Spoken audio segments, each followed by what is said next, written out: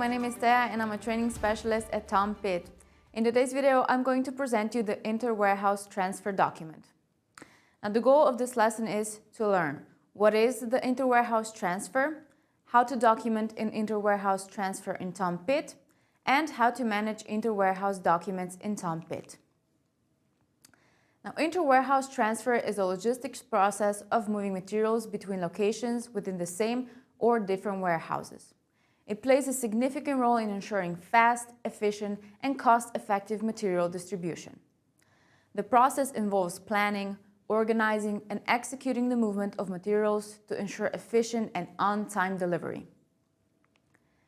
To keep track of inventory, as well as to ensure efficient stock management and tracking, it is crucial to adequately record every movement of the material. Warehouse digitalization allows you to record all inter-warehouse traffic in real time. Now, this level of traceability allows for a quick identification of delays, material losses, and reduction of potential errors. For example, you're working in a company that assembles furniture. You have aluminum for assembly at location A. Meanwhile, the assembly will be taking place in location B. If you want the transfer from location A to location B to be traceable at every step, you need to create an inter-warehouse document.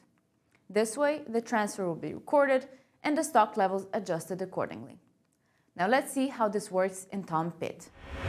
To access the view through Sitemap, go to Logistics domain.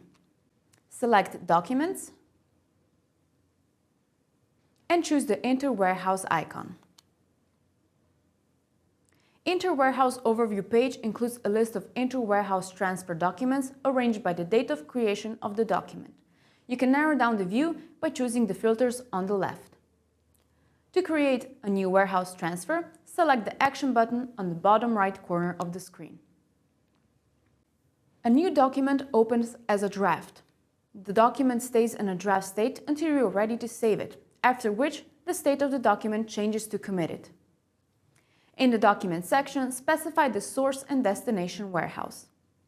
When you're selecting the source warehouse, keep in mind that you are only able to transfer the serial numbers that are in that warehouse. In case of moving the material within one warehouse, choose the same warehouse for both entries. Now you can add items to the inter-warehouse document.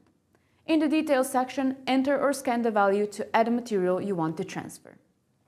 You can also add item manually by typing its name, number, or material code. The system's smart, as the input field also works as a search engine. For example, you can simply type AL instead of the full name aluminium. Now press Enter button on the keyboard or click outside of the input mask to confirm. You can see that the system now lists all materials having AL in the name. To add material, just select the correct serial number. An input mask for editing detail opens up, which contains information about the material. Select the destination location and specify the correct quantity of the material you want to move. By default, the system displays the total amount of the serial number available at the selected source location. Check the information about the item again and select the Save button to confirm the input of the detail. To add more items, repeat the process. After you have entered all the necessary details, select the Save button on the top of the screen. The document is now still in a draft state until you decide to publish it. You can find it under Drafts. To open the document, click on the blue link. Now let's say I want to add another detail, for example, dark oak chair top. Just type in CH and press Enter. Select the material under the right serial number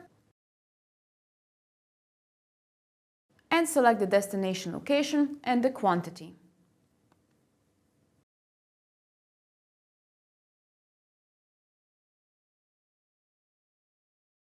Lastly, select Save. Now, if you look at the top right corner of the screen, you can see a hamburger menu. By clicking on it, you are given the options to print or export a document. If you select Printing, options for printers will show up. And if you want to export a document into a PDF file, for example, you can do that in the Exporting tab. Now lastly, to publish the document and move the supply of the material, select the Publish button. The system prompts you if you're sure you want to publish the document, select Yes. Upon publishing the document, the system redirects you back to the inter-warehouse document overview and adjusts the stock amount of the material serial numbers accordingly for further use within the system. At the source location, the amount of serial number stock reduces, and at the destination location, the amount of serial number stock increases by the same amount. Let's summarize what we learned in this video. You now know what the inter-warehouse transfer is. You understand the importance of inter-warehouse document.